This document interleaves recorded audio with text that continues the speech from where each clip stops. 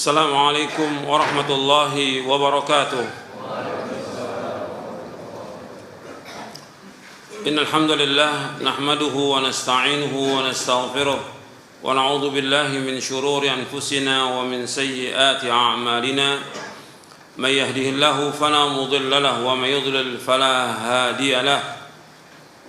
Asyhadu an la ilaha illallah wahdahu la syarika lahu وأشهد أن محمدا عبده ورسوله يا أيها الذين آمنوا اتقوا الله حق تقاته ولا تموتن إلا وأنتم مسلمون يا أيها الناس اتقوا ربكم الذي خلقكم من نفس واحدة وخلق منها زوجها وبث منهما رجالا كثيرا ونساء واتقوا الله الذي تساءلون به والأرحام إن الله كان عليكم رقيبا يا أيها الذين آمنوا اتقوا الله وقولوا قولا سديدا يصلح لكم أعمالكم ويغفر لكم ذنوبكم ومن يطع الله ورسوله فقد فاز فوزا عظيما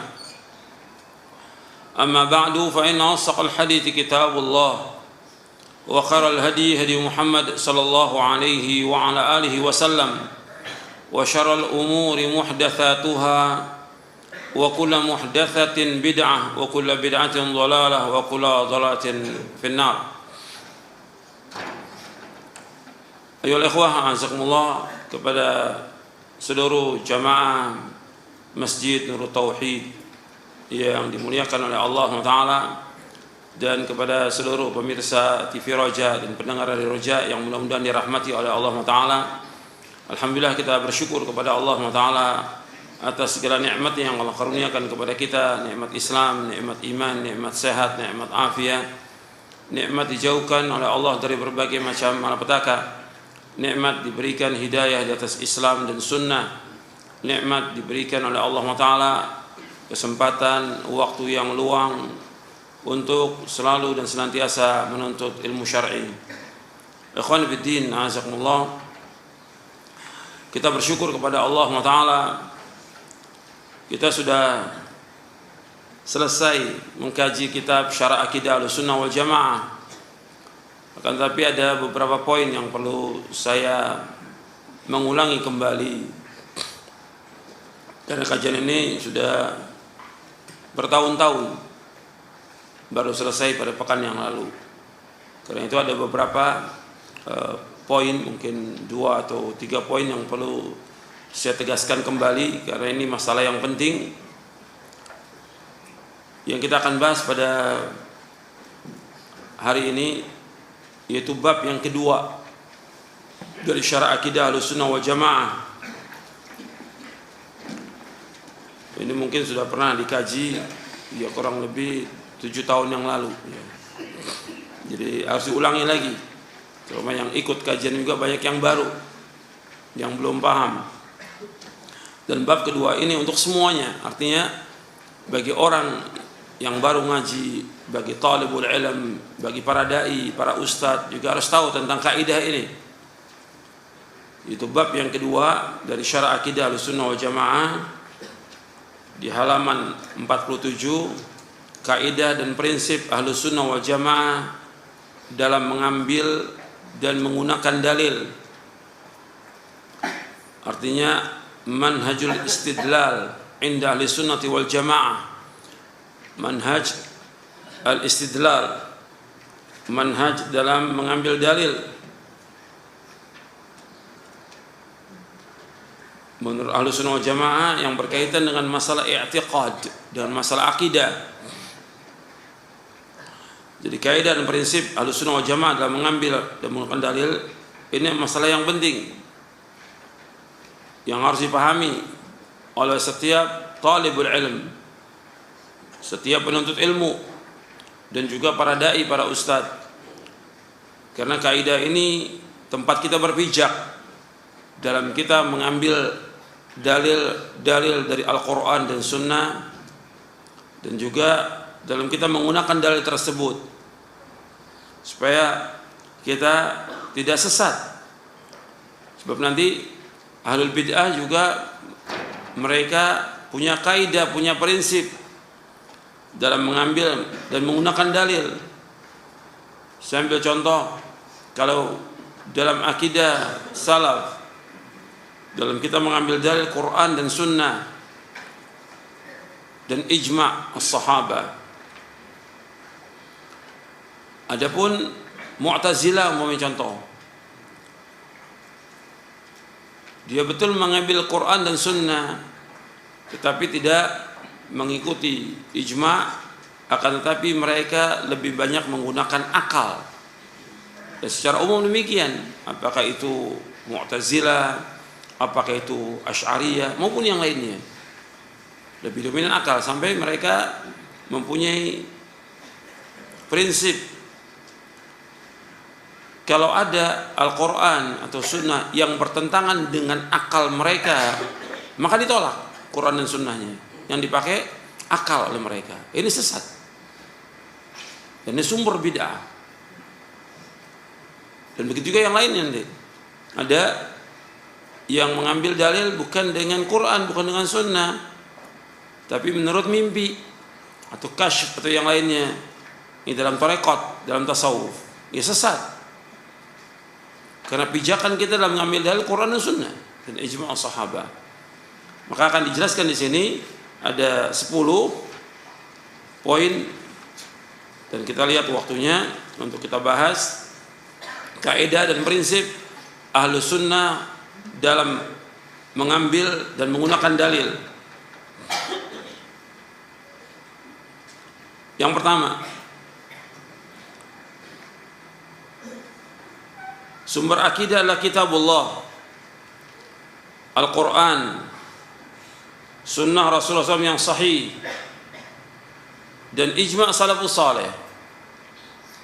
Jadi sumber akidah adalah kitabullah, Al-Quran, sunnah Rasulullah SAW yang sahih, dan ijma' salafus salih.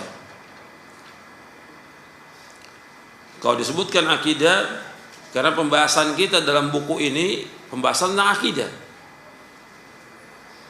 Ya, semua dalam kita beragama ini ya sumbernya Al-Quran, As-Sunnah, dan ijma' as-salafus salih. Di sini disebutkan sumber akidah kitabullah, yaitu Al-Quran. Sebagaimana kita sudah mengetahui semuanya, orang Islam semua mengetahui bahwa kitab mereka adalah Al-Quran, dan Al-Quran terpelihara, nggak ada perubahan padanya, dan nggak ada kebatilan. La ya'tihil batilu min baini yadayhi wala min khalfihi tanzilu min hakimin hamid. Nggak ada perubahan dan tetap terjaga, sebagaimana Allah berfirman dalam surah Al-Hijr di ayat 9, inna nahnu nazzalna dzikra wa inna lahu lahafizun. Inna nahnu nazzalna dzikra, sesungguhnya kami yang menurunkan Al-Quran, dzikra Al-Quran, wa inna lahu lahafizun, dan sesungguhnya kami yang menjaganya. Jadi Al-Quran terjaga, terpelihara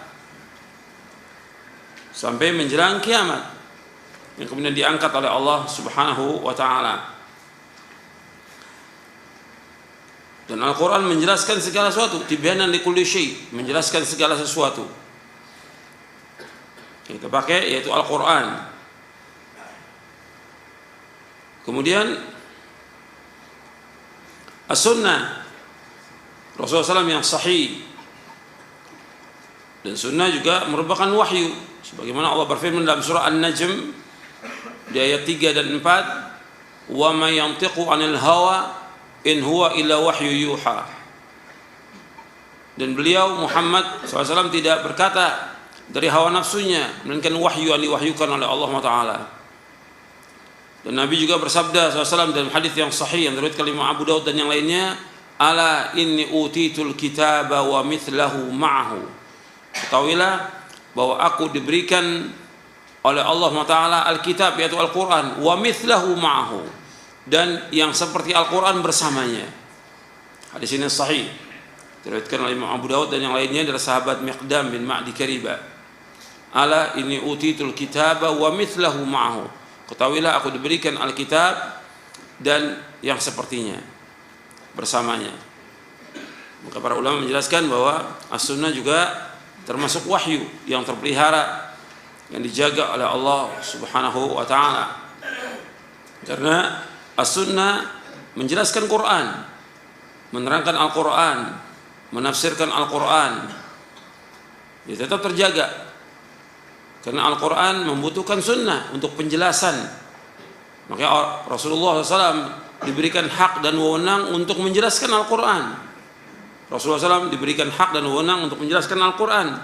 Sebagaimana Allah berfirman dalam surah An-Nahl di ayat 44, bil bayyinati waz zubur wa anzalna ilaika dzikra litubayyana lin-nasi ma nuzzila ilaihim wa la'allahum yatafakkarun.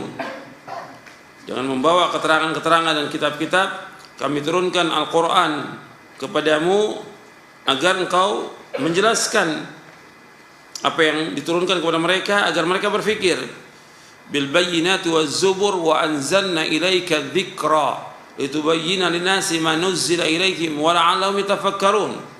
Allah berfirman dalam surah An-Nahl surah 16 ayat 44, dengan membawa keterangan-keterangan dan kitab-kitab kami turunkan kepadamu Muhammad adz-dzikra, yaitu Al-Quran, litubayyana lin-nasi ma nuzzila ilaihim, agar engkau menjelaskan kepada manusia apa yang diturunkan kepada mereka, wa la'allahum yatafakkarun, dan agar mereka berfikir.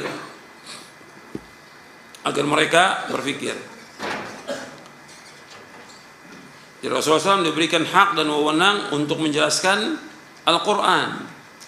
Maka di sini disebutkan sumber akidah adalah kitabullah, yaitu Al-Quran, kemudian sunnah Rasulullah SAW yang sahih, dan ijma' salafus saleh, dan ijma'nya para sahabat, sebagaimana disebutkan oleh Syekhul Islam Ibn Taimiyah di dalam kitabnya Al-Aqidah Al-Wasithiyah, dan juga dalam kitabnya Majmu' Fatawa Syekhul Islam Ibn Taimiyah di juz yang ketiga. Beliau mengatakan wal ijma'u wal aslu ats-tsalits alladhi yu'tamadu 'alaihi fil ilmi wad din wa hum yazinuna bihadhihi al-usul ats-tsalatsa jami'a ma 'alaihi an-nasu min aqwalin wa a'malin batinatin aw zahiratin mimma lahu ta'alluqun bid-din. Wal ijma', kata Syekhul Islam Ibn Taimiyah rahimahullah dalam kitabnya atau dalam kutubnya Al-Aqidah Al-Wasithiyah, dan juga dalam Majmu' Fatawa di juz yang ketiga. Dan ijma' yaitu prinsip yang ketiga yang orang bersandar dengannya dalam masalah ilmu dan agama. Dan mereka ahlu sunnah, wahum itu mereka ahlu sunnah, yazinuna, menimbang bihadil usul ats-tsalatsa, dengan tiga prinsip ini, yaitu Al-Quran, As-Sunnah, dan Ijma'.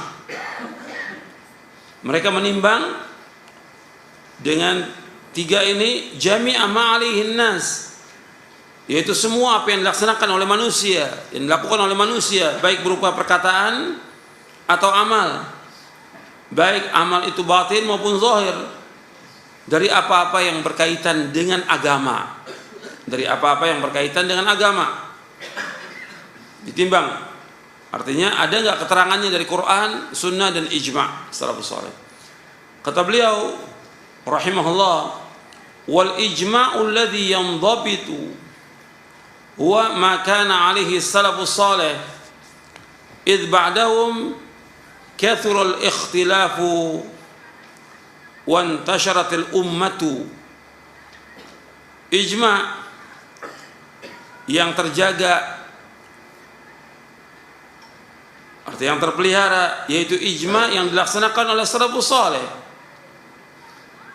Kenapa? Idh ba'dahum, karena orang-orang sesudah mereka, sesudah salafus saleh, kathurul ikhtilaf, mereka banyak ikhtilaf, perselisihan, wa intasyaratil ummah, dan umat ini sudah bertebaran di muka bumi. Tapi zaman yang para sahabat semuanya berkumpul, itu mereka berkumpul di Madinah. Jadi disebutkan di sini ijma' yang dimaksud ijma' salafus saleh, dan ijma'nya mereka ma'sum. Ijma'nya salafus saleh ma'sum, ijma'nya mereka. Adapun individu mereka tidak ma'sum. Ijma'nya mereka ma'sum, tapi individu mereka itu tidak ma'sum. Itu di poin yang ketujuh. Untuk melihat di poin yang ketujuh di halaman 50.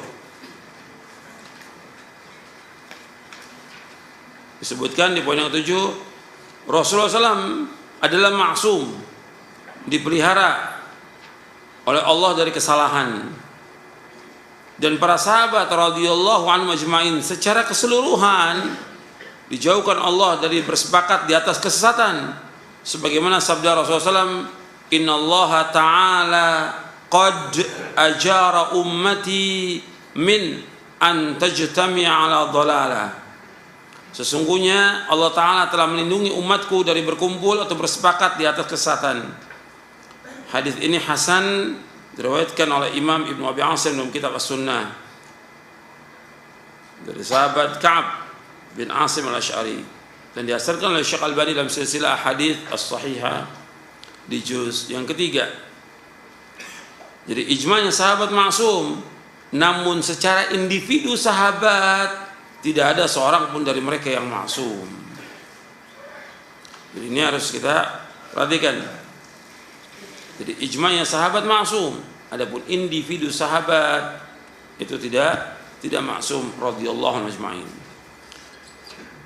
Jadi setiap apa aja harus kita timbang dengan ini, dari perkataan atau perbuatan manusia yang berkaitan dengan agama, ibadah. Ada orang punya pendapat atau keyakinan sesuatu, ya lihat dalilnya ada apa enggak, keterangannya. Atau orang mempunyai pendapat melakukan sholat atau zikir, kita lihat dalilnya ada apa tidak. Jadi semuanya itu yang berkaitan dengan agama ditimbang dengan Quran, Sunnah, dan ijma' salafus saleh. Kalau tidak demikian akan rusak agama ini. Orang akan berkata seenaknya, orang akan berbuat seenaknya. Dalam agama kita sumbernya adalah jelas Quran, Sunnah, menurut pemahaman salafus saleh. Kalau orang dibiarkan melakukan apa saja terserah saya, nggak bisa. Dalam kita beragama yang berkaitan dengan agama ini dalilnya mana? Ada dalil atau tidak dalam kita beragama? Sebab kita tidak boleh kita ikut apa yang kita tidak tahu. Allah berfirman dalam surah Al-Isra ayat 36, wala taqfu ma laysa laka bihi ilmun inna sam'a wal basara wal fuada kullu ulaika kana mas'ula. Jadi kamu ikut apa yang kamu tidak tahu, karena sungguhnya pendengaran, mata, dan hati akan ditanya oleh Allah. Jadi harus kita ikut dalil. Enggak boleh kita ikut apa kata orang, atau apa kata ustadz, atau apa kata syekh. Enggak. Dalilnya mana? Dalam kita beragama dalil, bukan perkataan manusia. Dalilnya ada atau tidak. Ini penting dalam kita beragama, ini penting sekali. Karena kalau kita lihat terjadinya kesyirikan, bid'ah, khurafat, dan yang lainnya, ini disebabkan karena omongan manusia. Dan manusia secara umum ikut-ikutan dalam beragama, nggak boleh. Ini kita bicara soal masalah agama. Bicara soal agama, kembalinya kepada dalil dari Quran dan Sunnah ala fahmi salaf. Bukan kata orang, bukan kata ustadz, bukan kata kiai, bukan kata habib, bukan kata yang lainnya. Dalilnya ada atau tidak. Dan kadang-kadang di masyarakat ketika mereka mengikuti satu keyakinan atau juga satu ibadah yang dilakukan turun-temurun, mereka mendasarkan ini sudah dari dulu. Ini nenek moyang seperti ini. Nenek moyang. Ukuran mereka dalam beragama bukan dalil, tapi nenek moyang. Nenek moyang bukan ukuran kebenaran. Ukuran kebenaran Quran dan Sunnah. Nenek moyang bukan ukuran kebenaran. Antum lihat dalam Al-Quran, dalam surah Al-Baqarah ayat 170. Surah Al-Baqarah ayat 170, Allah berfirman, wa idza qila muttabi'u ma anzalallah qalu bal nattabi'u ma alfayna 'alaihi aba'ana awalau kana aba'uhum la ya'qiluna syai'an wa la yahtadun. Allah berfirman dalam surah Al-Baqarah di ayat 170, wa idza qila muttabi'u ma anzalallah qalu bal nattabi'u ma alfayna 'alaihi aba'ana awalau kana aba'uhum la ya'qiluna syai'an wa la yahtadun. Apabila dikatakan kepada mereka ikutilah apa yang Allah turunkan, mereka berkata kami mengikuti apa yang kami dapati padanya bapak dan nenek moyang kami. Kata Allah, apakah mereka akan ikut juga bapak dan nenek moyang mereka, padahal bapak dan nenek moyang mereka tidak berpikir sama sekali dan tidak mendapatkan petunjuk. Nggak boleh kita ikut dalam kita beragama ini. Bahkan Allah menyebutkan di dalam surah Luqman bahwa syaitan mengajak mereka ke neraka dengan sebab mereka mengikuti bapak dan nenek moyang itu justru akan membawa mereka ke neraka. Dalam surah Luqman, surah yang ke-31 di ayat 21, Allah berfirman di surah Luqman surah 31 ayat 21, wa idza qila muttabi'u ma anzalallah qalu bal nattabi'u ma wajadna 'alaihi aba'ana awalau kana asyaitanu yad'uhum ila 'adzabis sa'ir. Wa idza qila muttabi'u ma anzalallah, apabila dikatakan kepada mereka ikutilah apa yang Allah turunkan, qalu mereka berkata bal nattabi'u ma wajadna 'alaihi aba'ana, bahkan kami mengikuti apa yang kami mendapati atasnya nenek moyang kami melakukan demikian. Kata Allah, awalau kana syaitanu yad'uhum ila 'adzabis sa'ir, apakah mereka akan ikut juga nenek moyang mereka yang setan itu mengajak mereka ke neraka sa'ir. Jadi ini peringatan tentang tidak bolehnya mengikuti nenek moyang dalam kita beragama. Di dalam kita beragama nggak boleh kita ikuti nenek moyang. Agama sumbernya dalil. Jangan dari dulu seperti ini, orang mengadakan acara-acara begini dari dulu. Apakah pasang sesaji atau mengadakan semedi atau yang lainnya? Ini nggak boleh. Ini kita bicara soal agama. Nggak boleh kita ikut. Ini perbuatan syirik yang mereka lakukan. Maka Allah menyebutkan di sini apakah mereka akan ikut juga, padahal bapak dan nenek moyang mereka akan mengajak mereka ke neraka sa'ir. Artinya dengan mereka mengikuti justru setan mengajak mereka ke neraka sa'ir. Dan juga di masyarakat yang sering terjadi, sering mereka berdalil dalam beragama itu mengikuti orang banyak. Orang banyak bukan ukuran kebenaran. Lihat surah Al-An'am, surah yang ke-6 ayat 116. Di surah Al-An'am, surah yang ke-6 ayat 116, Allah berfirman, wa in tuti' aktsara man fil ardi yudilluka an sabilillah iyattabi'una illa dhanna wa inhum illa yakhrusun.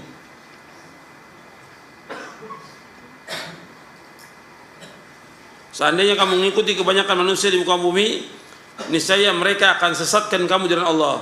Wa in tuti' aktsara man fil ardi yudilluka an sabilillah iyattabi'una illa dhanna wa inhum illa yakhrusun. Seandainya kamu mengikuti kebanyakan manusia di muka bumi, niscaya mereka akan menyesatkan kamu dari Allah. Tidaklah mereka mengikuti melainkan hanya sangka-sangka, dan tidaklah mereka melainkan berdusta. Jadi Allah menyebutkan bahwa orang banyak itu bukan ukuran kebenaran. Di masyarakat dalam beragama mengikuti orang banyak bukan ukuran kebenaran. Kalau kita ingat ini. Dan juga kalau kita lihat lagi ayat-ayat yang lain dalam Al-Quran, bahwa orang banyak secara umum ini, kalau kita tanya yang ngaji dengan yang nggak ngaji banyakan mana? Yang nggak ngaji yang terbanyak. Yang sholat dengan yang nggak sholat berjamaah banyakan mana? Yang nggak sholat berjamaah secara umum. Yang taat dengan maksiat yang banyak mana? Yang maksiat yang terbanyak. Maksiat yang terbanyak yang dilakukan manusia. Makanya Allah menyebutkan dalam Al-Quran, wa inna katsiran minan nasi la fasiqun. Sesungguhnya kebanyakan manusia orang-orang fasik manusia ini. Yang terbanyak fasik manusia ini. Yang taat sedikit. Yang terbanyak fasik manusia ini. Yang terbanyak manusia mengikuti hawa nafsu mereka. Makanya kita harus lihat bahwa kebanyakan manusia bukan ukuran kebenaran. Karena Allah menyebutkan di dalam Al-Quran bahwa manusia secara umum, orang banyak itu fasik. Bahwa orang banyak itu fasik. Allah sebutkan dalam surah Al-Ma'idah, wa inna katsiran minan nasi la fasiqun. Sesungguhnya kebanyakan dari manusia adalah orang-orang fasik. Surah Al-Ma'idah surah yang kelima ayat 49. Dan ada berapa ayat lagi yang menjelaskan bahwa orang banyak itu bukan ukuran kebenaran. Ini dalam kita beragama harus kita lihat ini. Seperti ini. Yang kita lihat dalil, jadi minta dalil. Kalau ada orang mengatakan begini, dalilnya mana? Yang kita minta dalil. Dalam kita beragama ini dalilnya mana? Ketika dalilnya itu dibawakan sahih atau tidak. Dan bagaimana penjelasan para ulama tentang dalil itu. Ini harus kita teliti betul dalam kita beragama supaya kita nggak sesat. Karena dulu pernah kita sesat, Allah berikan hidayah. Jangan kembali lagi kepada kesesatan, jangan. Allah sudah berikan hidayah kepada kita, jangan kemudian kita kembali lagi kepada kesesatan. Kan doa kita, Rabbana la tuzigh qulubana ba'da idh hadaitana wa hab lana min ladunka rahmah innaka antal wahhab. Rabbana la tuzigh qulubana. Ya Allah, jangan kau sesatkan kami sebelum kau beri petunjuk kepada kami. Dengan mengikuti ini akan sesat manusia. Begitu juga yang juga untuk memperhatikan bahwa guru, ustadz dan yang lainnya juga bukan ukuran kebenaran. Yang kita ikut dalil yang dibawakan oleh guru atau ustadz itu. Kita nggak boleh fanatik kepada guru, nggak boleh. Yang kita ikut dalil yang disampaikan. Allah berfirman dalam surah At-Taubah di ayat 31. Dalam surah At-Taubah ayat 31 Allah berfirman, "Ittakhadhu ahbarahum wa ruhbanahum arbaba min dunillah wal masih ibn Maryam wa ma umiru illa liya'budu ilaha wahida la ilaha illahu subhanahu amma yusyrikun." Mereka menjadikan pendeta-pendeta mereka dan rahib-rahib mereka sebagai Tuhan-Tuhan selain Allah, dan juga menjadikan Al-Masih bin Maryam termasuk sebagai Tuhan selain Allah. Wa ma umiru, dan tidaklah mereka diperintah illa melainkan liya'budu ilaha wahida. Wa ma umiru illa liya'budu ilaha wahida, dan tidaklah mereka diperintah melainkan untuk beribadah kepada Allah, Tuhan yang satu. La ilaha illahu, tiada ilah yang berhak diibadahi melainkan hanya Allah. Subhanahu amma yusyrikun, Maha suci Allah dari apa yang mereka persekutukan. Ketika ayat ini turun dan Nabi bacakan kepada para sahabat, ada seorang yang baru masuk Islam dari agama Nasrani, yaitu Adi bin Hatim radhiyallahu an. Adi bin Hatim waktu itu pakai salib. Kata Nabi, "Itrah ankal wathan." Buang itu salib kamu. Kemudian setelah dibuang oleh Adi bin Hatim, Adi mengatakan, "Ya Rasulullah, kami tidak menyembah mereka." Artinya kami nggak menyembah pendeta-pendeta kami nggak menyembah kepada pendeta dan rahib-rahib, kami nggak menyembah. Kata Nabi SAW, "Bukankah kamu menghalalkan apa yang mereka halalkan, dan bukankah kamu mengharamkan apa yang mereka haramkan?" "Iya, tilka ibadatuhum," kata Nabi. Itulah ibadah kalian kepada mereka. Artinya mengikuti apa yang disampaikan oleh mereka. Ikut aja. Kan dalam agama Nasrani yang ada itu bukan dalil, yang ada apa? Doktrin. Yang ada dalam agama Nasrani doktrin. Ikut aja mereka.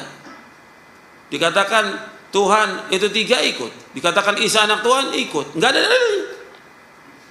Dan dalam Al-Quran disebutkan, Allah mengatakan kepada Nabi Isa, "Apakah kau mengatakan kepada manusia, jadikanlah aku dan ibuku sebagai Tuhan?" Tidak.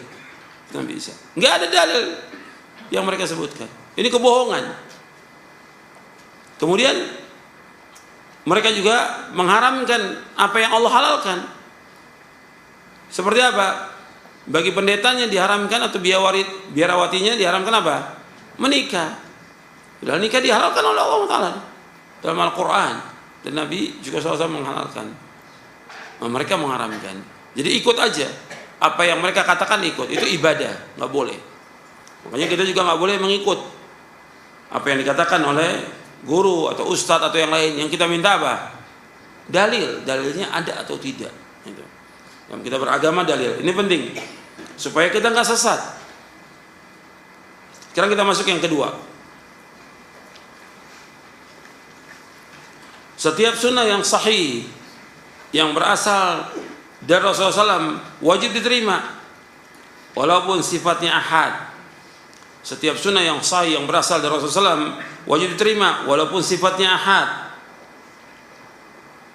Jadi hadis dibagi oleh para ulama tentang jumlah bilangannya, tentang datangnya kepada kita, ada yang mutawatir, ada yang ahad.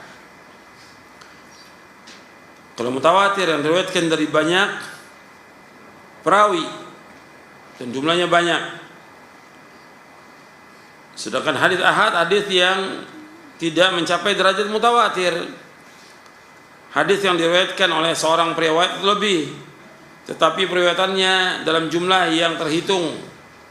Atau hadis ahad adalah hadis yang tidak memenuhi syarat-syarat hadis mutawatir atau tidak memenuhi sebagian dari syarat-syarat mutawatir.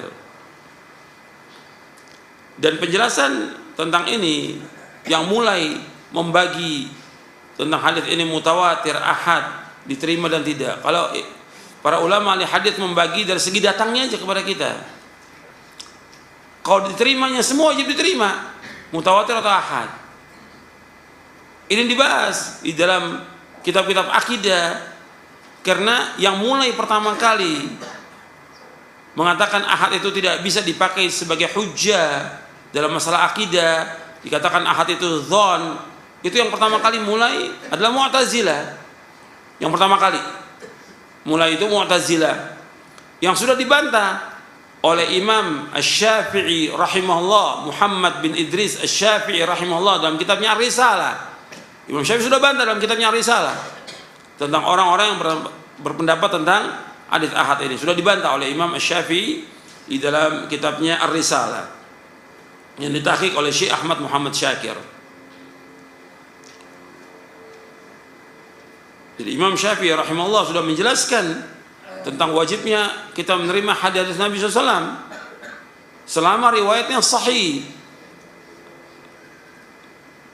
Apakah itu ahad atau mutawatir, wajib diterima meskipun satu sanad, satu perawi sama sahih, wajib diterima. Karena Nabi SAW juga mengutus para sahabat yang mengajarkan tentang akidah, tentang tauhid. Satu orang, Nabi mengutus Mu'adz bin Jabal, yang hadisnya sudah kita baca pada pekan-pekan yang lalu di akhir-akhir buku ini, yaitu Mu'adz bin Jabal diutus oleh Nabi Muhammad SAW ke Yaman untuk mengajarkan yang pertama kali tentang apa? Akidah sendiri. Jadi justru diterima akidah itu meskipun orangnya satu yang membawakannya. Para dai yang diutus oleh Nabi satu orang dan mengajarkan pertama kali tentang akidah, kemudian baru sholat, baru zakat, baru yang lainnya. Dan secara dalil juga menunjukkan bahwa apa aja yang datang kepada kita dari Nabi wajib kita terima dan gak dibedakan apakah itu ahad atau mutawatir. Allah berfirman dalam surah Al-Hasyr, kita melihat di sini surah 59 ayat 7, wa ma atakumur rasulu fakhudhu wa ma nahakum anhu fantahu wattaqullaha innallaha syadidul iqab. Apa saja yang datang kepada kamu dari Rasul kamu ambil, apa yang dilarang kamu tinggalkan, bertakwalah kepada Allah dan Allah itu sangat keras siksanya.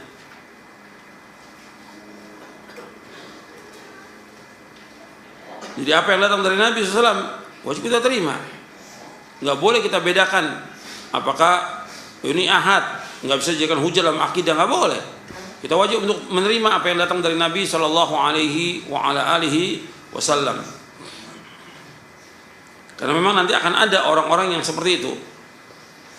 Bahkan ada juga orang-orang yang ingkar sunnah, yang Nabi sudah sebutkan. Nanti akan ada orang-orang yang mereka itu hanya menerima Quran aja.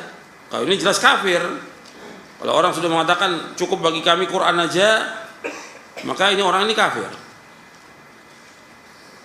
Ya, Nabi sudah sebutkan nanti akan ada orang-orang yang seperti itu. Nabi sudah terangkan bahwa apa aja yang datang dari Nabi SAW itu wajib diterima. Saya bacakan hadisnya tentang nanti akan ada orang yang berpegang kepada Quran aja, kemudian Nabi menjelaskan tentang wajibnya untuk berpegang kepada Quran dan Sunnah. Dan sama isinya dari Quran dan Sunnah itu. Apa yang Nabi halalkan sama seperti yang Allah halalkan. Apa yang Nabi haramkan sama dengan apa yang Allah haramkan. Hukumnya sama.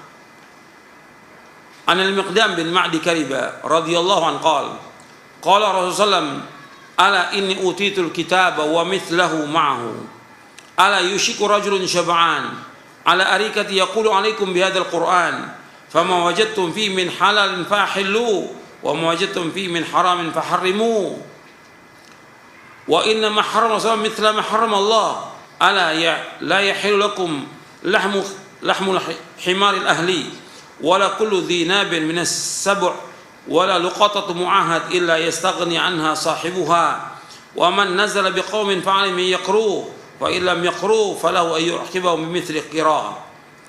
Dari Miqdam bin Ma'di Kariba radhiyallahu anhu ia berkata, Rasulullah bersabda, ketahuilah sungguhnya aku diberikan Alkitab, Al-Qur'an, dan yang seperti Al-Qur'an bersamanya yaitu As-Sunnah. Ketahuilah nanti akan ada orang yang kenyang di atas sofanya sambil berkata, cukuplah bagi kamu untuk berpegang dengan Quran saja. Apa yang kalian dapat hukumnya halal dalamnya kalian halalkan, dan apa yang kalian dapat hukumnya haram maka haramkan. Kata Nabi, ketahuilah. Nabi membantah ini, ketahuilah sesungguhnya apa yang diharamkan Rasulullah SAW sama seperti yang diharamkan oleh Allah Subhanahu wa ta'ala.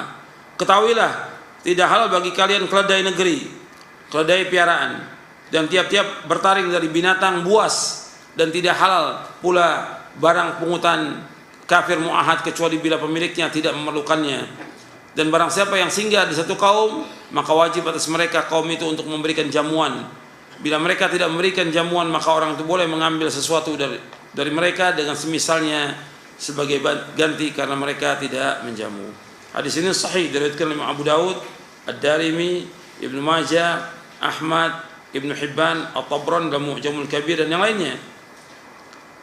Dan disahihkan oleh Syekh Al-Albani dalam silsilah hadits as-sahihah di juz yang ke-6. Nabi sudah menyebutkan nanti akan ada yang demikian. Dan Nabi SAW menjelaskan kepada kita seperti yang sudah kita hafal.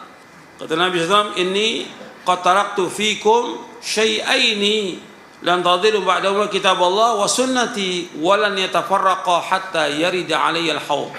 Kata Nabi, sahabat Abu Hurairah radhiyallahu anhu berkata, telah bersabda Rasulullah SAW, sungguh aku tinggalkan kepada kalian dua perkara. Selama kalian berpegang dengan dua perkara itu, kalian tidak akan sesat selama-lamanya, kitabullah dan sunnahku. Dan keduanya tidak akan berpisah sampai datang kepadaku di telaga di surga. Di sini sahih dari Imam Hakim dan Baihaqi. Artinya di sini yang saya mau tekankan di sini, Nabi nggak membedakan di sini tentang hadis mutawatir atau ahad. Pokoknya apa yang datang dari Nabi wajib kita ambil dan kita amalkan tanpa membedakan itu. Karena jalan keselamatan manusia ini dengan berpegang teguh pada Quran dan Sunnah. Apa yang datang dari Nabi SAW itu ambil. Tidak membedakan kalau ini ahad nggak perlu kita ambil. Dan ini sudah dibantah oleh para ulama pendapat-pendapat Mu'tazilah ini, yang kemudian diikuti oleh yang lainnya. Yang ketiga, yang menjadi rujukan dalam memahami Al-Quran dan As-Sunnah adalah nas-nas Al-Quran maupun hadis yang menjelaskannya, pemahaman salafus saleh dan para imam yang mengikuti jejak mereka, serta dilihat arti yang benar dari bahasa Arab. Jika hal tersebut sudah benar, maka tidak dipertentangkan lagi dengan hal-hal yang sifatnya berupa kemungkinan menurut bahasa. Jadi yang menjadi rujukan dalam memahami Al-Quran dan Sunnah, nas Al-Quran itu sendiri yang menjelaskannya. Kemudian para salafus saleh, pemahaman salafus saleh dan para imam yang mengikuti jejak mereka, seperti ayat-ayat atau hadis yang menjelaskan tentang sifat-sifat Allah Subhanahu wa taala Kita wajib menetapkannya. Dan di buku ini sudah dibahas tentang wajib kita menetapkan semua nama dan semua sifat yang Allah tetapkan dalam Al-Quran maupun dalam sunnah Nabi yang sahih. Tidak boleh kita mengingkarinya, tidak boleh kita mentakwilnya, tidak boleh kita menyamakan dengan makhluk, tidak boleh kita menanyakan tentang bagaimana sifat Allah, tidak boleh. Wajib kita tetapkan. Umpamanya disebutkan di dalam Al-Quran tentang yadullah, tangan Allah, ya artinya tangan ya tangan, tapi tentang kaifiat tangan itu kita nggak tahu. Tangan Allah wajib kita menetapkan. Nggak boleh tangan dalam bahasa Arab bisa berarti tangan, bisa berarti kekuatan, nggak boleh. Kalau sudah berbicara tentang sifat-sifat Allah, kita wajib menetapkan. Nggak boleh diartikan dengan yang lain. Ya tangan ya tangan. Nggak boleh diartikan dengan nikmat atau yang lainnya. Seperti disebutkan dalam Al-Quran, Ar-Rahman ala arsy istawa, Allah bersemayam di atas arsy. Ya wajib kita tetapkan Allah bersemayam di atas arsy. Wajib kita tetapkan. Nggak boleh kita artikan istawa itu maksudnya istaula, berkuasa. Nggak ada secara bahasa juga yang mengatakan demikian. Ini pendapat orang Nasrani pada asalnya. Yang benar istawa ya Allah istiwa di atas arsy. Artinya Allah tetap istiwa di atas arsy. Kita wajib tetapkan. Allah menyebutkan dalam 8 ayat dalam Al-Quran Allah istiwa di atas arsy. Dan ada juga dalam kitab ini Syarah Akidah. Kita wajib tetapkan, nggak boleh kita mengartikan yang lain. Karena jelas dalam Al-Quran diartikan demikian, dalam hadis Nabi diartikan demikian, dan para ulama salaf mengartikan juga istiwa, nggak diartikan dengan kekuasaan atau yang lainnya. Soal kaifiatnya kita nggak tahu. Contoh yang lain, di dalam Al-Quran Allah menyebutkan umpamanya tentang satu ayat ditafsirkan dengan ayat yang lain. Ini bukan berkaitan dengan sifat, bukan. Nanti saya akan sebutkan lagi tentang sifat. Yang bukan berkaitan dengan sifat. Artinya ketika disebutkan dalam Al-Quran, kita lihat bagaimana penjelasan dalam ayat Al-Quran. Saya ambil contoh. Allah berfirman dalam surah Al-An'am di ayat 82, alladzina amanu wa lam yalbisu imanahum bidzulmin ulaika lahumul amnu wa hum muhtadun. Allah berfirman dalam surah Al-An'am ayat 82, alladzina amanu wa lam yalbisu imanahum bidzulmin ulaika lahumul amnu wa hum muhtadun. Orang-orang yang beriman dan tidak mencampuri iman mereka dengan kezaliman, bagi mereka mendapatkan rasa aman dan mereka mendapatkan petunjuk. Ketika ayat ini turun, para sahabat mengatakan, Rasulullah, siapa di antara kita yang tidak berbuat zalim? Semua kita berbuat zalim. Nabi SAW menjelaskan maksud zalim di sini seperti yang Allah firmankan dalam surah Luqman di ayat 13.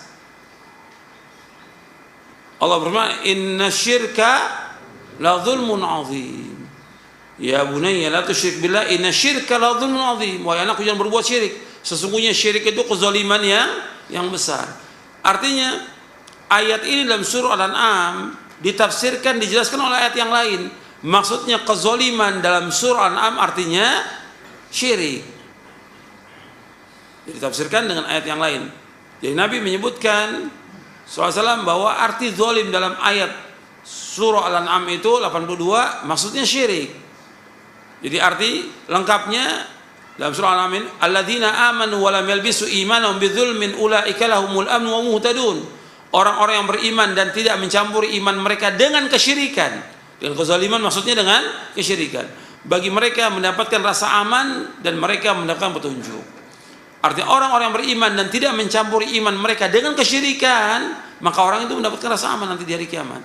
Dan dunia mendapatkan petunjuk dia.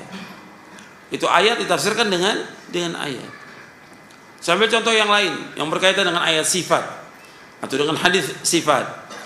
Allah menyebutkan, Nabi SAW menyebutkan bahwa Allah SWT turun ketika sepertiga malam ke langit dunia. Yanzilu Rabbuna ila sama'id dunya hina yabqa thuluthul lail akhir. Allah SWT turun ke langit dunia ketika tinggal sepertiga malam yang akhir. Ya kita wajib mengartikan sesuai dengan sabda Nabi SAW. Allah turun ke langit dunia. Kalau diartikan umpamanya maksudnya turunnya rahmat, dari mana keterangan rahmat? Nggak boleh. Nggak ada keterangan yang maksud turunnya rahmat. Ya turun kita artikan dengan turun. Tapi tentang kaifiatnya nggak tahu. Kalau bicara soal masalah sifat-sifat Allah, nggak boleh menanyakan tentang kaifiatnya, tidak boleh. Bagaimana sifat Allah itu nggak boleh. Bukan tentang wajah, bagaimana wajah Allah, bagaimana tangan Allah, tidak boleh.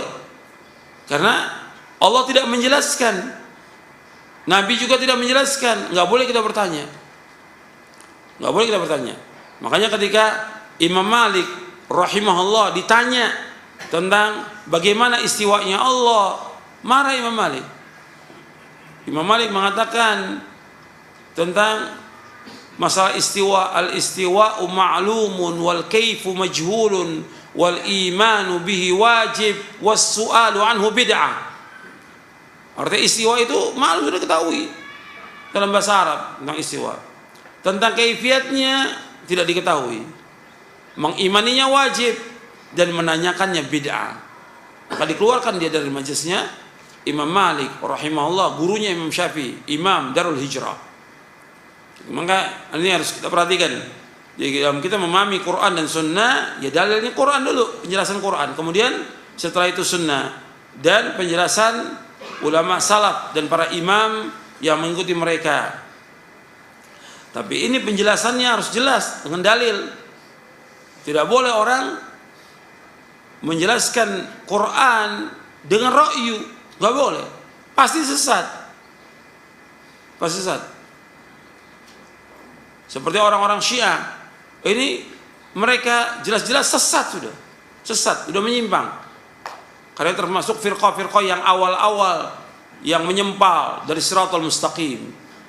Jadi yang pertama menyempal itu adalah Khawarij, kemudian Syiah, kemudian Qadariyah, kemudian Murji'ah. Dari 73 golongan itu awalnya 4 ini, kemudian bercabang lagi. Penambah nanti Mu'tazilah dan yang lainnya.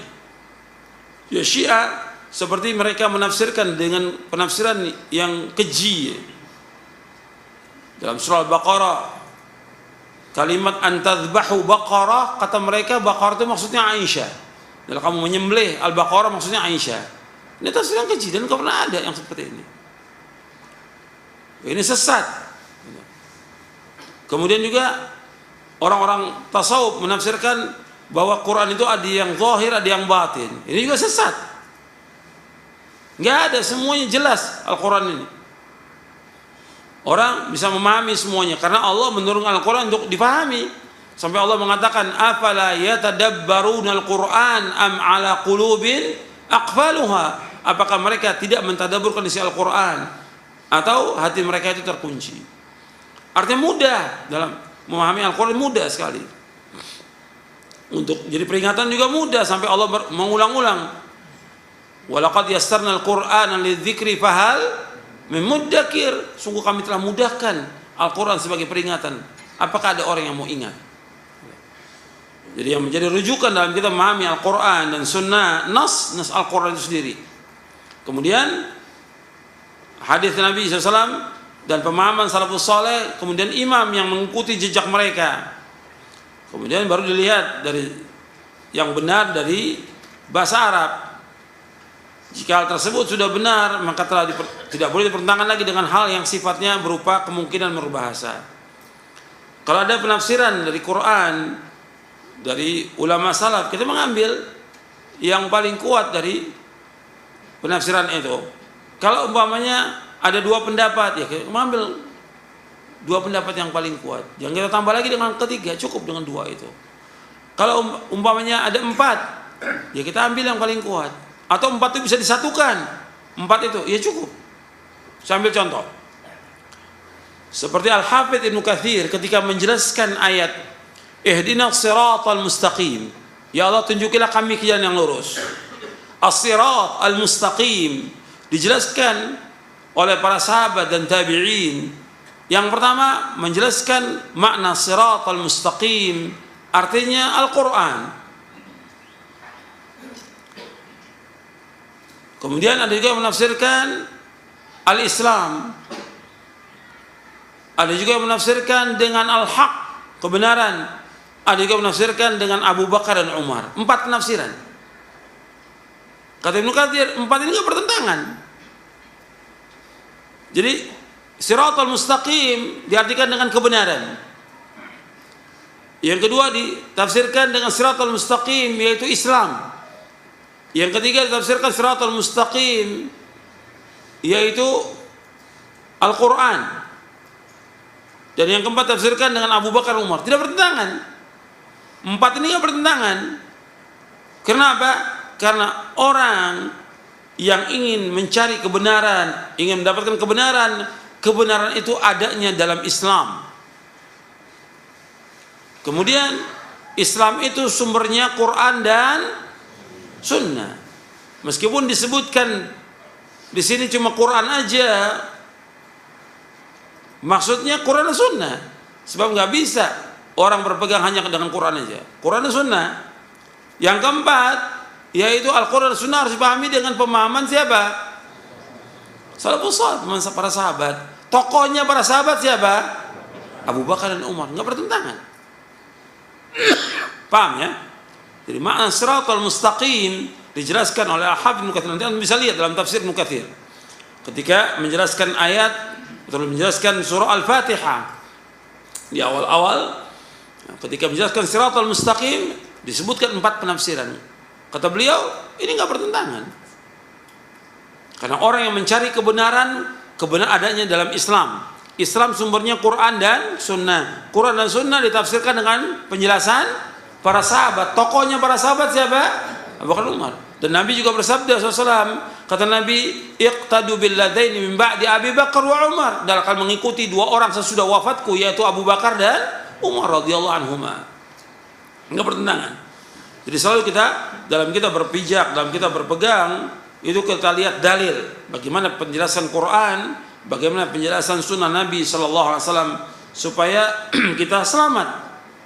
Banyak dari firqah-firqah yang sesat, yang mereka menafsirkan dengan ra'yunya, yang mereka menjelaskan dengan hawa nafsunya, ini sesat. Kemudian mereka mentakwil dan yang lainnya. Kemudian mengatakan bahwa ini menurut bahasa begini. Nggak boleh. Kalau ada penafsiran dari penjelasan para salafus saleh atau udah jelas dari Quran, nggak boleh tafsirkan dengan yang lain. Cukup kita berpegang teguh dengan apa yang sudah ada. Jadi Al-Quran sesuai dengan yang sebelumnya, Quran dan Sunnah dan ijma' salafus saleh. Ini penting untuk kita pahami. Ini baru 3 poin yang kita bahas ya. Atau satu lagi, yang keempat. Yang keempat, prinsip-prinsip utama dalam agama, usuluddin, semua telah dijelaskan oleh Nabi SAW. Siapapun tidak berhak untuk mengadakan sesuatu yang baru, yang tidak ada contoh sebelumnya, apalagi sampai mengatakan hal tersebut bagian dari agama. Allah telah menyempurnakan agamanya, wahyu telah terputus, dan kenabian pun telah ditutup. Sebagaimana Allah SWT berfirman, Al-yawma akmaltu lakum dinakum wa atmamtu alaikum ni'mati wa raditu lakumul islam dina. Pada hari ini telah aku sempurnakan agamamu untukmu, dan aku telah cukupkan nikmatku bagimu, dan telah aku ridhoi Islam sebagai agama. Rasulullah SAW bersabda, Man ahdatha fi amrina hadha ma laysa min fahuwa radd.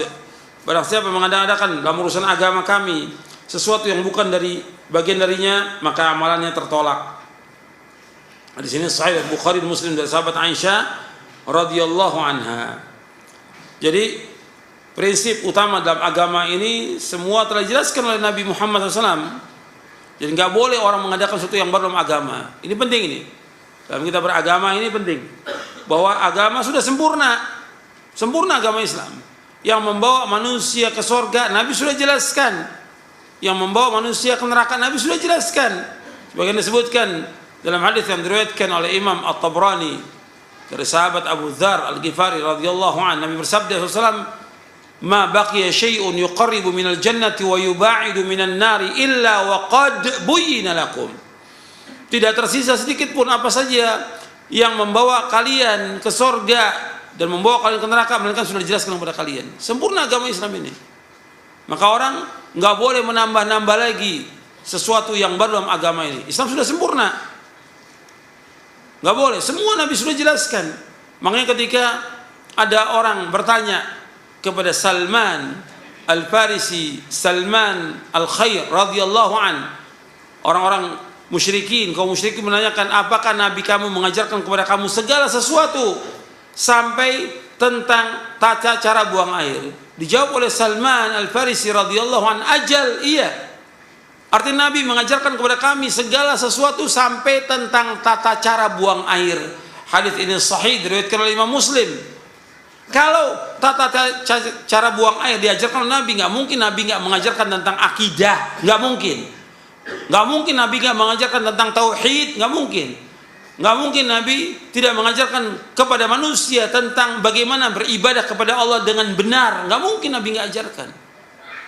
Kalau tentang adab Nabi ajarkan, apalagi tentang tauhid. Yang ini harus disampaikan kepada manusia bahwa agama sudah sempurna. Nabi sudah jelaskan semuanya. Nggak ada lagi sesuatu yang baru dalam agama, nggak ada. Sudah dijelaskan sempurna agama ini. Makanya nggak boleh lagi orang menambah sesuatu dalam agama, nggak boleh. Sudah sempurna. Makanya ketika Imam Malik menyebutkan tentang orang yang mengadakan sesuatu yang bid'ah dalam agama ini, dia telah menuduh Nabi Muhammad apa? Khianat. Kalau ada orang melakukan perbuatan bid'ah baik dalam masalah akidah atau dalam masalah ibadah yang dia buat-buat, maka dia telah menuduh Nabi Muhammad ini khianat. Karena apa? Nabi Muhammad SAW sudah menyampaikan semua agama ini, semuanya. Ketika ada orang menambah-nambah yang belum agama ini, berarti dia merasa bahwa agama belum sempurna.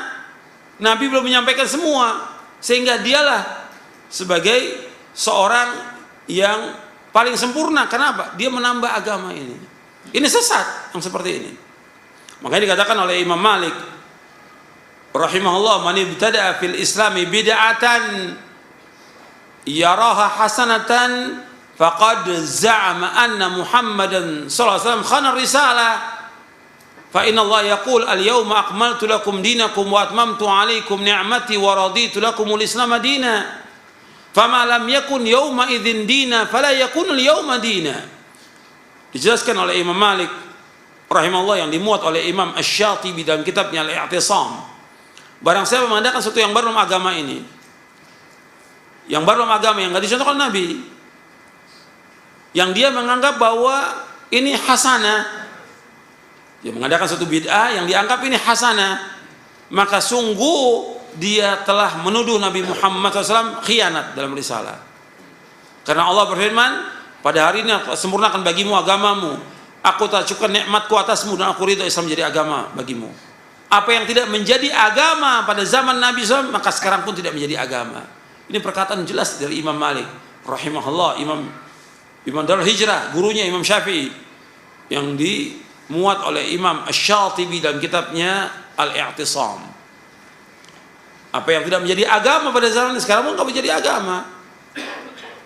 Maka sudah cukup agama ini dengan apa yang disabdakan oleh Nabi SAW, yang diamalkan oleh Nabi dan juga disetujui oleh Nabi SAW.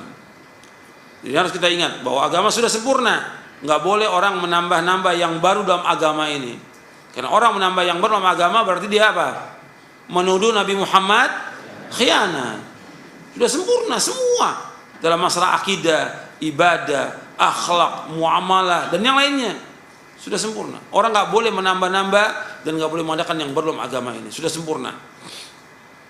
Kemudian lagi yang harus kita ingat bahwa kita disuruh untuk mengikuti, bukan mengadakan yang baru dalam agama. Kita disuruh untuk apa? Ittiba. Jangan kita mengadakan yang baru. Karena apa? Perbuatan bid'ah ini berbahaya. Nabi sudah ingatkan. Antum lihat di halaman 82.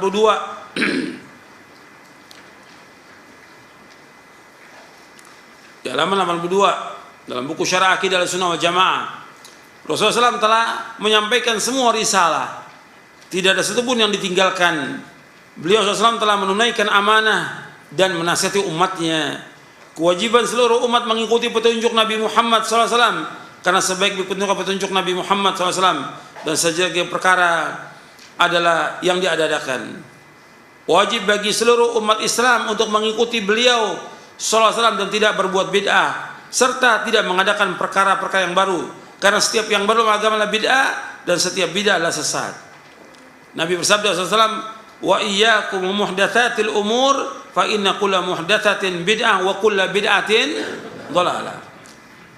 Jadi jauhkan diri kalian dari setiap perkara-perkara yang baru, karena setiap yang baru adalah bid'ah dan setiap bid'ah adalah sesat. Hadis ini sahih riwayat Abu Dawud, Tirmidzi, Ahmad, Ibnu Majah.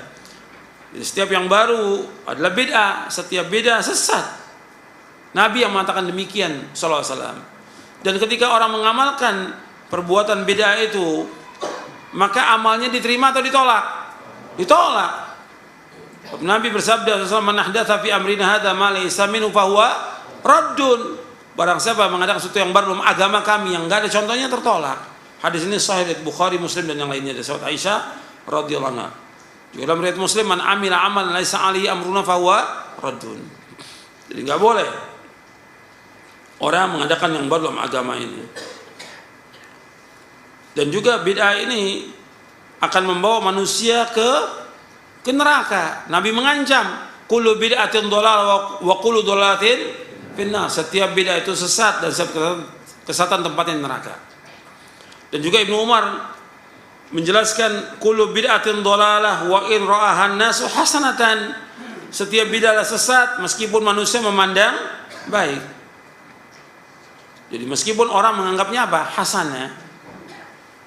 Dan semua bid'ah itu sesat, nggak ada yang namanya bid'ah hasanah dalam Islam, nggak ada. Tidak ada. Antum perhatikan di halaman 84 ini. Perhatikan.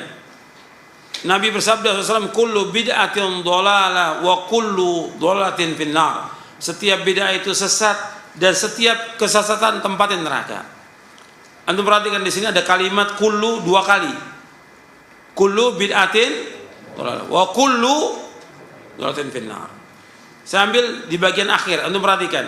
Wa kullu dhalalatin finnar. Setiap kesesatan tempatnya neraka. Hadis ini sahih riwayat Imam Nasai dari sahabat Jabir radhiyallahu anhu. Kalimat setiap kesesatan tempat neraka, ada enggak kesesatan yang tempatnya di sorga? Saya ulangi lagi. Ada enggak kesesatan yang tempatnya di sorga? Tidak ada. Semua kesesatan tempatnya di mana? Neraka. Ini kalimatnya kullu. Wa kullu dhalalatin finnar. Setiap kesesatan tempatnya neraka. Artinya semua kesesatan tempatnya di neraka, enggak di sorga. Semuanya. Sekarang kita kembali lagi yang awal. Kalimatnya apa? Kullu bid'atin dhalalah. Setiap bid'ah itu sesat. Artinya semua bid'ah sesat. Kalau untuk terakhirnya semua kesesatan neraka, untuk awalnya sebagian bid'ah itu sesat, sebagian hasanah. Dari mana pendapat ini? Kok berubah kalimatnya? Kan kullu, sama-sama kullu. Semua kesesatan tempatnya neraka, semua bid'ah juga apa? Sesat. Nggak ada bid'ah yang hasanah dalam Islam, tidak ada. Bahasanya sama. Nabi bersabda dengan bahasa apa? Bahasa Arab yang fasih. Dan Nabi tulus dalam menyampaikannya. Dipahami oleh para sahabat demikian. Para sahabat juga memahami tentang kalimat ini bahwa semua bid'ah adalah sesat. Makanya Ibnu Umar mengatakan radhiyallahu anhuma, kullu bid'atin dhalalah wa in ra'ahan nasu hasanatan. Setiap bid'ah itu sesat meskipun orang memandang apa? Baik atau hasanah, bid'ah hasanah, tetap sesat. Ini penjelasan Abdullah bin Umar radhiyallahu anhuma, diriwayatkan oleh Imam Al-Lalikai dalam kitabnya Usul I'tiqad Ahli Sunnah wal Jamaah. Dan antum perhatikan, ketika orang berbuat bid'ah, apa langsung mereka berbuat bid'ah yang besar? Tidak. Awalnya apa? Kecil. Maka dikatakan oleh Imam Al-Barbahari, bid'ah itu awalnya kecil, tapi lama-kelamaan besar. Untuk melihat penjelasan Imam Al-Barbahari dalam kitab Syarh Sunnah dari Imam Al-Barbahari, beliau wafat tahun 329 Hijriah. Beliau berkata, rahimahullah, jauhilah setiap perkara bid'ah sekecil apapun, karena bid'ah yang kecil lambat laun akan menjadi besar. Demikianlah pula bid'ah yang terjadi pada umat ini berasal dari perkara yang kecil dan remeh yang mirip kebenaran, sehingga banyak orang terpedaya dan terkecoh, lalu mengikat hati mereka sehingga susah untuk keluar dari jeratannya, dan akhirnya mendarah daging lalu diyakini sebagai agama, tanpa disadari, pelan-pelan mereka menyelisih jalan yang lurus dan keluar dari agama Islam. Jadi ini wajib kita hati-hati. Dan Imam Barbahari mengatakan demikian. Contohnya sudah ada di zaman Abdullah bin Mas'ud radhiyallahu an, ketika khilafah Ali bin Abi Thalib radhiyallahu an, yaitu di Irak, karena pemerintahan itu pindah. Yang tadinya awalnya khilafah Abu Bakar di Madinah, khilafah Umar di Madinah, khilafah Utsman di Madinah radhiyallahu majma'in. Kemudian ketika zamannya Ali pindah, itu di Irak. Karena Persia dan Romawi sudah ditaklukkan di tengah-tengah di sana, di Irak. Nah, di zaman itu Abdullah bin Mas'ud dia sebagai ulama dan sebagai imam, ketika dia keluar datang para sahabat menjelaskan bahwa ada orang-orang di masjid itu mengadakan zikir. Bagaimana zikirnya mereka? Kata Mas'ud, ya mereka bikin halakoh dipimpin oleh pimpinan halakohnya. Dikatakan sabbihu mi'ah, ucapkan subhanallah 100. Kabbiru mi'ah, ucapkan Allahu akbar 100. Halilu mi'ah, ucapkan la ilaha illallah 100. Dipimpin. Apa yang kamu katakan? Kata sahabat-sahabat, kami menunggu fatwa engkau. Jadi mereka menunggu yang lebih alim, yaitu Abdullah bin Mas'ud sebagai imam. Kami nunggu pendapat engkau. Kenapa engkau enggak suruh mereka untuk menghitung kesalahan mereka? Kami nunggu. Akhirnya sampai di masjid. Kemudian Ibnu Mas'ud melihat yang demikian, ditegur dengan keras oleh Ibnu Mas'ud radhiyallahu an.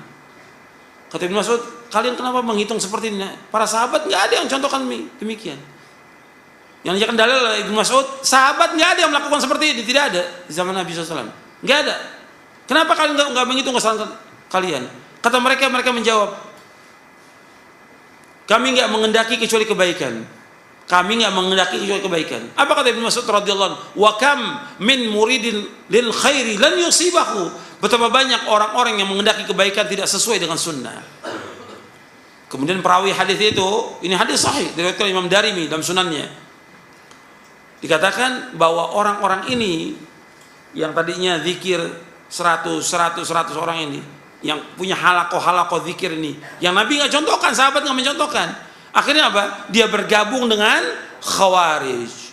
Bergabung, tadinya cuma zikir aja, zikir yang bid'ah yang Nabi nggak contohkan. Zikir dianjurkan, tapi kaifiat dengan berjamaah dipimpin ini bid'ah, nggak ada contohnya. Zikirnya dianjurkan, tapi kaifiatnya dengan berjamaah nggak ada contoh dari Nabi SAW. Akhirnya apa? Bid'ahnya awalnya sedikit kecil, remeh. Akhirnya apa? Dia lama-lama menjadi besar. Kemudian dia bergabung dengan Khawarij dan memerangi Ali bin Abi Thalib radhiyallahu anhu. Khawarij ini sesat. Sebagian bahkan ulama mengatakan kafir. Karena apa? Dia mengkafirkan para sahabat dan juga mengkafirkan Ali bin Abi Thalib radhiyallahu, Muawiyah bin Abi Sufyan radhiyallahu anhuma. Dikafirkan oleh mereka. Dan mereka mengkafirkan orang berbuat dosa besar dan memerangi Ali bin Abi Thalib, perangi. Ini sesat. Jadi awalnya bid'ah itu kecil, kemudian menjadi apa? Besar. Makanya hati-hati kita, jangan sekali-kali menganggap remeh perbuatan bid'ah. Agama sudah sempurna, kewajiban kita untuk apa? Ittiba. Ittiba kepada siapa? Kepada Nabi Muhammad sallallahu alaihi wasallam. Sebab Allah berfirman dalam surah Ali Imran ayat 31, "Qul in kuntum tuhibbunallaha fattabi'uni yuhibbukumullah wa yaghfir lakum dzunubakum wallahu ghafurur rahim." Dalam surah Ali Imran surah 3 ayat 31, katakanlah seandainya kamu cinta kepada Allah, ikuti aku, ikuti Nabi Muhammad SAW. Saya Allah akan cinta kepada kamu. Allah akan mengampuni dosa-dosa kamu dan Allah Maha Pengampun lagi Maha Penyayang. Kita tinggal ittiba. Mudah, nggak berat, nggak sulit. Tapi dengan orang mengadakan bid'ah ini sulit bagi dia. Sulit bagi dia, menyusahkan dan menghabiskan biaya yang sekian banyak dengan bid'ah itu. Kemudian apa? Sesat. Rugi kalau kita sesat. Dan bid'ah itu dicintai oleh siapa? Oleh iblis. Makanya jangan sekali-kali kita berbuat bid'ah, jangan. Jauhkan perbuatan-perbuatan bid'ah yang kecil maupun yang besar. Kita mengikuti sunnah Nabi SAW karena agama Islam sudah sempurna dan cukup. Kita mengikuti apa yang sudah ada Dan ini merupakan jalan selamat yang membawa manusia ke surga. Jadi setiap kalimat apa aja yang disebutkan tentang surga, kita berusaha untuk melaksanakannya. Karena kita semua ingin masuk surga. Kalau disebutkan tentang neraka, kita jauhkan. Bid'ah ini Nabi menyebutkan dengan ancaman neraka. Jauhkan, jangan dianggap remeh. Kullu bid'atin dhalalah wa kullu dhalalatin finnar. Nabi SAW yang bersabda demikian. Setiap bid'ah itu sesat dan setiap bid'ah tempatin neraka. Ini ancaman. Bukan berarti orang berbuat bid'ah kita katakan tempatin neraka, nggak boleh. Tidak boleh. Ini bentuknya ancaman. Nggak boleh kita mengatakan kalian berbuat bid'ah neraka, nggak boleh. Sama sekali nggak boleh. Nggak boleh kita ucapkan demikian, nggak boleh. Ini ancaman. Cuma kita ingatkan hati-hati kamu.